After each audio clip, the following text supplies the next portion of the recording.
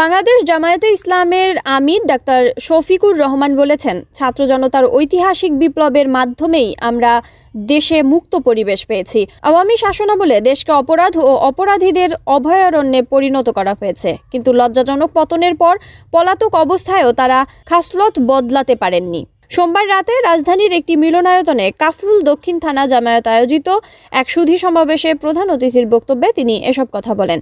Doctor Shafiqur Rahman বলেন, বিগত 15.5 বছর আওয়ামী বাকশালীরা দেশে তাণ্ডব চালিয়ে ত্রাসের রাজত্ব কায়েম করেছিল, কিন্তু ছাত্র জনতা ঐক্যবদ্ধ প্রয়াসের মাধ্যমে তাদের সকল চক্রান্ত মাটির সাথে মিশে দিয়েছে, যা আমরাও কল্পনা করিনি এবং তা পতিত স্বৈরাচারেরও কল্পনার বাইরে ছিল। বরং সবকিছুই হয়েছে আল্লাহ তাআলার পরিকল্পনা মাফিক।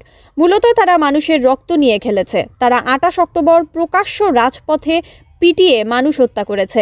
এরপর পাতানো নির্বাচনের মাধ্যমে ক্ষমতায় এসে 57 জন দেশপ্রেমী ও চৌকস সেনা কর্মকর্তাদের হত্যা করার পর জামায়াতের শীর্ষ নেতাদের কথিত বিচারের নামে প্রহসন করে একের পর এক নির্মম ও নিষ্ঠুরভাবে হত্যা করেছে। তাদের হাত থেকে রেহাই পায়নি আলেম ওলামা সহ মাদ্রাসা ছাত্ররাও।